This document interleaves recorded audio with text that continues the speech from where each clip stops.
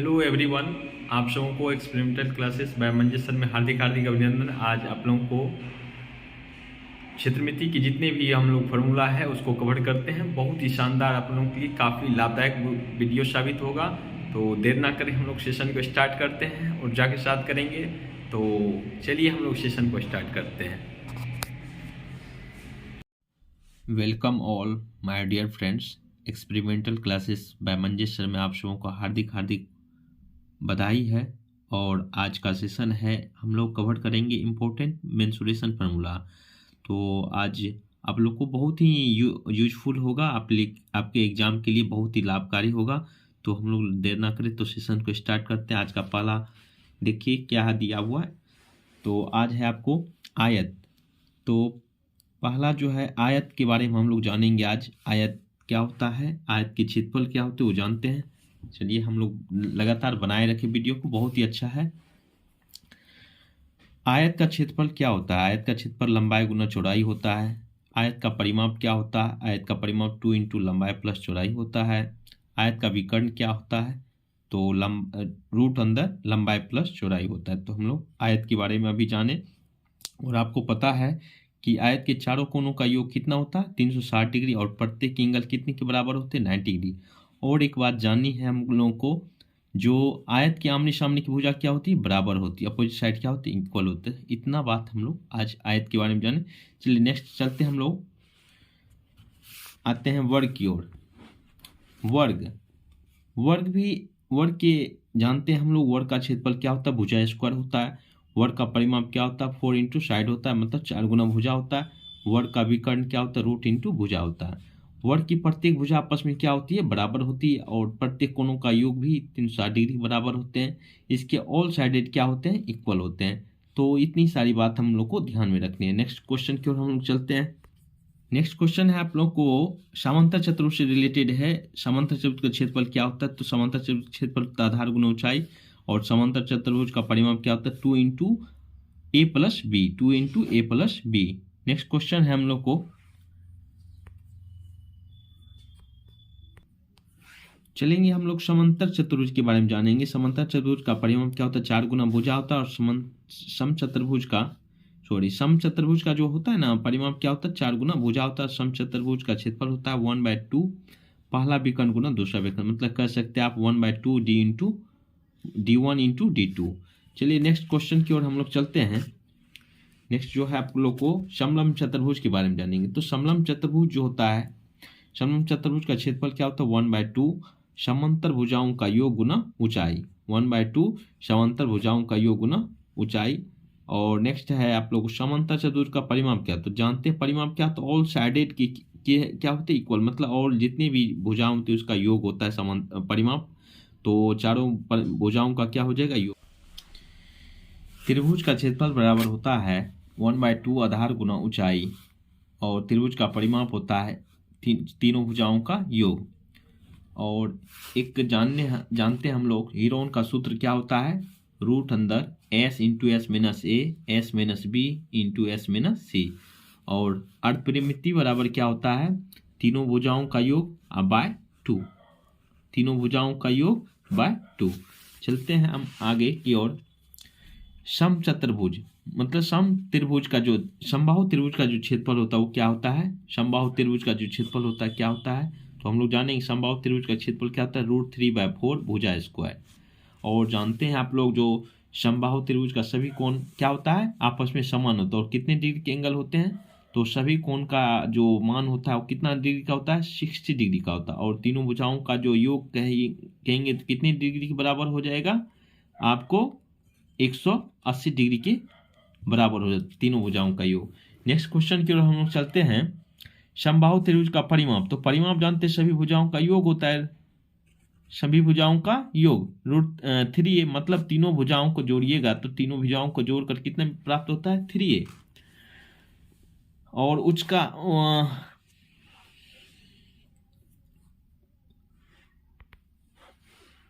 समबाहु त्रिभुज का शीर्षलंब क्या होता है? मतलब ऊंचाई जो आप कहते हैं, तो ऊंचाई क्या होता है? √3/2 गुना भुजा। तो नेक्स्ट क्वेश्चन की ओर हम लोग चलते हैं हम लोग समकोण त्रिभुज के बारे में जानेंगे। समकोण त्रिभुज का क्षेत्रफल क्या होता है? 1/2 आधार गुना ऊंचाई। और यदि हम लोग को यदि कर्ण दिया रहे तो कर्ण यदि मांग रहा हो तो कर्ण बराबर क्या होता है, लंब स्क्वायर प्लस आधार स्क्वायर। कर्ण बराबर क्या होता है, लंब स्क्वायर प्लस आधार स्क्वायर। और लंब बराबर क्या होता है, कर्ण स्क्वायर माइनस आधार स्क्वायर। और आधार बराबर क्या होता है, कर्ण स्क्वायर माइनस लंब स्क्वायर। ये याद रखना बहुत ही, और ये सारे डायरेक्ट फार्मूला पूछते हैं। कोई भी एग्जाम हो उसमें डायरेक्ट फार्मूला पूछ देता है, और फार्मूला से रिलेटेड आपको 2 4 5 क्वेश्चन आपको निश्चित ही मिलता है। किसी भी क्वेश्चन 5 से भी एबव आप लोग को मिल सकता है डायरेक्ट फार्मूला पर आधारित सवाल। तो हम लोग चलते हैं आगे की ओर।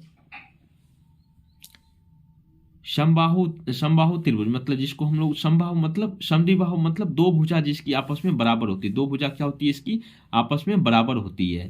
तो दो भुजा यदि बराबर हो तो क्या कैसी त्रिभुज होती है, वो समबाहु त्रिभुज होती है।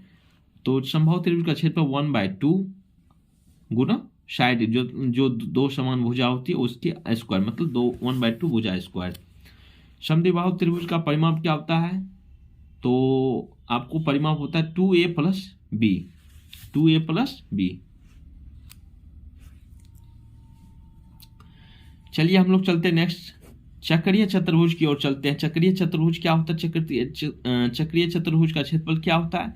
तो हम लोग हीरोन का फॉर्मूला जानते थे पहले। हीरोन फॉर्मूला होता है रूट अंदर s माइनस ए, रूट अंदर s into S minus A into S minus B into S minus C into S minus D.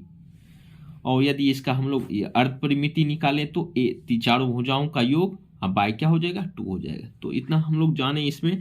Next की ओर चलते हैं हम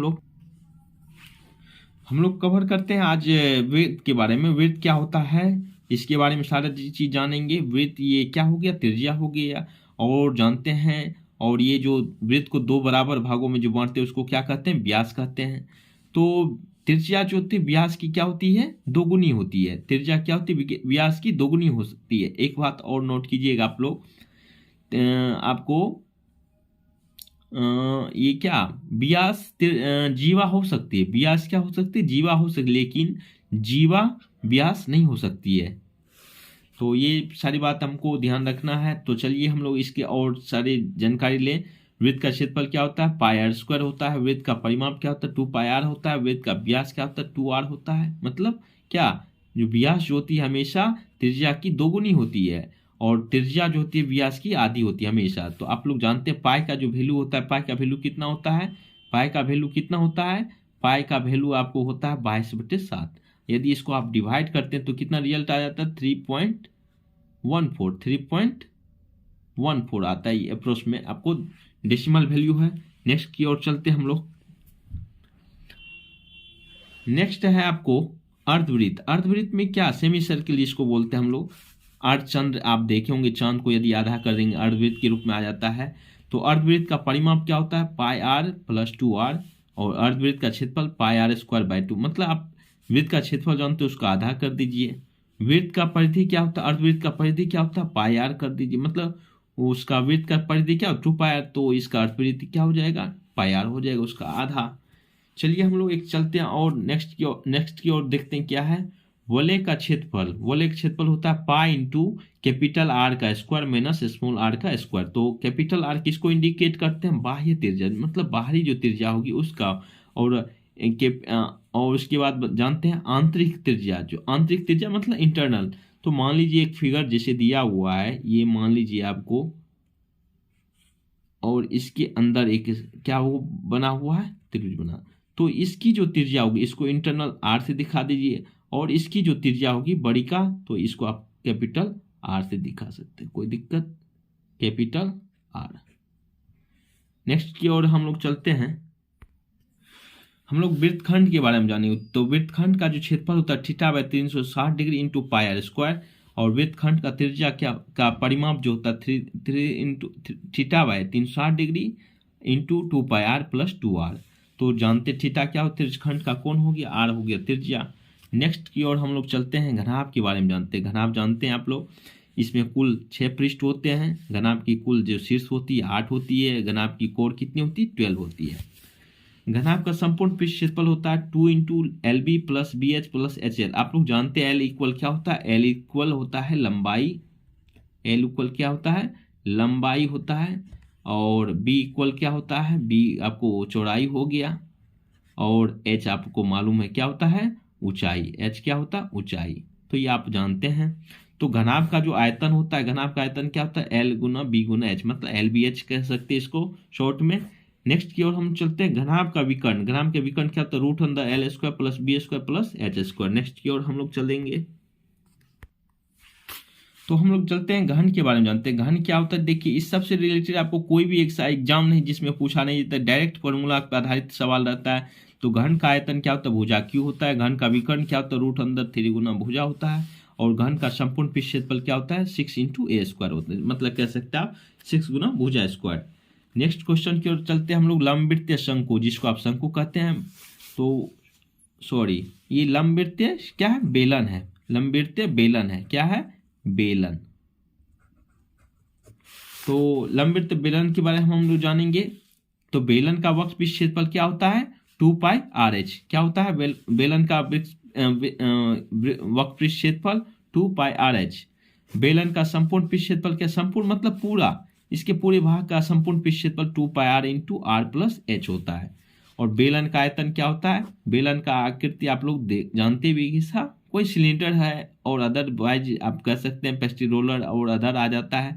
तो इस टाइप की आकृति बेलन के अंतर्गत आते हैं। बेलन का आयतन क्या होता है, पाई आर स्क्वायर एच। और बेलन के दोनों वृत्तीय पृष्ठों का क्षेत्र, मतलब वृत्तीय पृष्ठ, ये वृत्ताकार जो भाग दोनों होते हैं उसका जो क्षेत्रफल होता है क्या होता है, 2 pi R square. Next question की ओर हम लोग चलते हैं, हम लोग जानेंगे शंकु के बारे में। शंकु का आकृति का आप लोग देखे होंगे, कौन भी खाए होंगे, जो आइसक्रीम खाते हैं उसका भी आकृति इसी टाइप का होता है। और बर्थडे वाले कैप जो होते हैं इसी टाइप के होते हैं। तो हम लोग चल देते हैं, इसके बारे में जानकारी लेते हैं। शंकु का तिर्यक जो ऊंचाई होता है एल बराबर क्या होता है, रूट अंदर R square plus H square होता है। आर इक्वल क्या होता है, रूट अंदर L square minus H square होता है। और एच बराबर क्या होता है, रूट अंदर L square minus R square. बहुत ही इंपॉर्टेंट फार्मूला है, आप लोग बहुत जरूर से ध्यान दीजिए और अच्छा से नोट कर लेंगे तो आपको बहुत ही बेहद लाभकारी होगा। शंकु का आयतन क्या होता है, 1/3 पाई आर स्क्वायर एच होता है। शंकु का वक्र पृष्ठ क्षेत्रफल क्या होता है, पाई आर एल होता है।